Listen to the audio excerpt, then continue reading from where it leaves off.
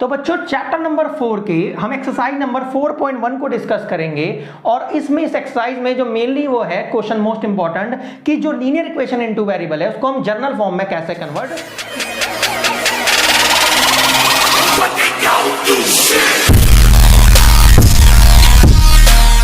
Example की तरफ तो हमारी एक्सरसाइज है 4.1 और उसका क्वेश्चन नंबर सेकंड है और सेकंड क्वेश्चन में भी हमने थर्ड पार्ट को ठीक है यहां पर ठीक है एग्जांपल के रूप में लिया है। एक्सरसाइज का जो क्वेश्चन नंबर सेकंड है उसका थर्ड पार्ट तो जैसे कि आप देख सकते हैं ठीक है। और उससे पहले मैं आपको बता दूं कि जो लीनियर इक्वेशन की जो जर्नल फॉर्म होती है वो होती है हमारी ax प्लस में by प्लस में c इक्वल टू में 0। आप देख सकते हैं हमारे पास टॉपिक जो है वो journal form of a linear equation in two variable है और जो जर्नल फॉर्म होती है हमारी वो होती है ax प्लस में by प्लस में c इक्वल टू में 0। इट मींस कि यहां पर दो वेरिएबल्स होंगे x एंड y और प्लस में कांस्टेंट वैल्यू होगी देन इक्वल टू में 0 होगा। तो ये हमारी जर्नल फॉर्म है। इसी जर्नल फॉर्म के अकॉर्डिंग हम क्वेश्चंस को कन्वर्ट करना सीखेंगे। फॉर एग्जांपल हमारे पास एक्सरसाइज 4.1 का क्वेश्चन नंबर सेकंड है जो कि है हमारे पास सेकंड का जो हमारा थर्ड पार्ट है हम माइनस का 2x प्लस में 3y इक्वल टू में 6 ये हमारा क्वेश्चन है। हमें कन्वर्ट करना है इसे जर्नल फॉर्म में और जो कि जर्नल फॉर्म हमारी है ax प्लस में by प्लस में c इक्वल टू में 0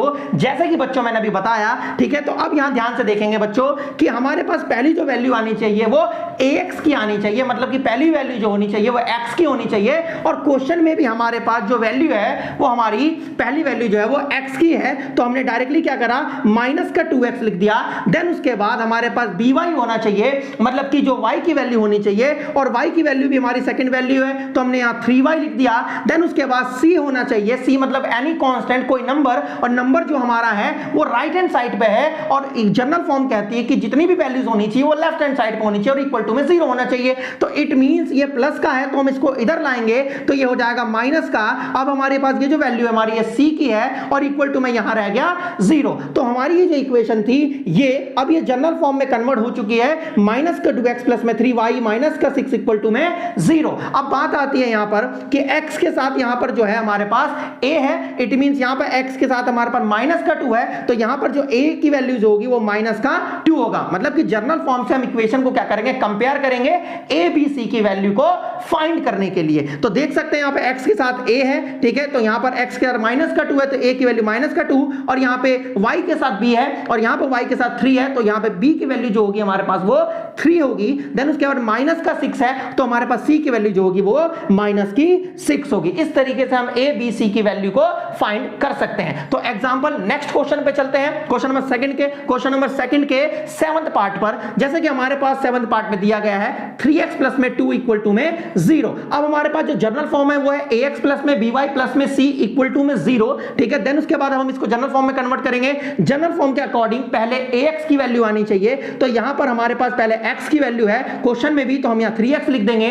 देन उसके बाद by आना चाहिए मतलब कि y की वैल्यू आनी चाहिए by आना चाहिए लेकिन क्वेश्चन में हमारे पास कहीं पे भी by नहीं दिया हुआ। तो जब भी कभी ऐसा हो कि आपके पास कोई वैल्यू नहीं है तो हम उसको 0 लेट कर लेते हैं, उसको 0 मान लेते हैं। तो यहां पर y की वैल्यू नहीं थी तो मैंने यहां पर 0y मान लिया और प्लस में हमारे पास जो c की वैल्यू है वो प्लस का 2 है। देन उसके बाद यहां प्लस का 2 लिख देंगे और इक्वल टू में 0। अब हम इसको जनरल फॉर्म से कंपेयर करेंगे तो देन उसके बाद यहां पे a के साथ x के साथ a है देन यहां पर x के साथ 3 है तो a की वैल्यू 3 हो गई। देन उसके बाद यहां y के साथ b है और यहां y के साथ 0 है तो b की वैल्यू 0 हो गई। और यहां पर हमारे पास ठीक है लास्ट वैल्यू जो है हमारे पास एनी कांस्टेंट कोई भी नंबर है वो हमारी जो वैल्यू होती है वो c की होती है तो c की वैल्यू हो गई हमारे पास 2।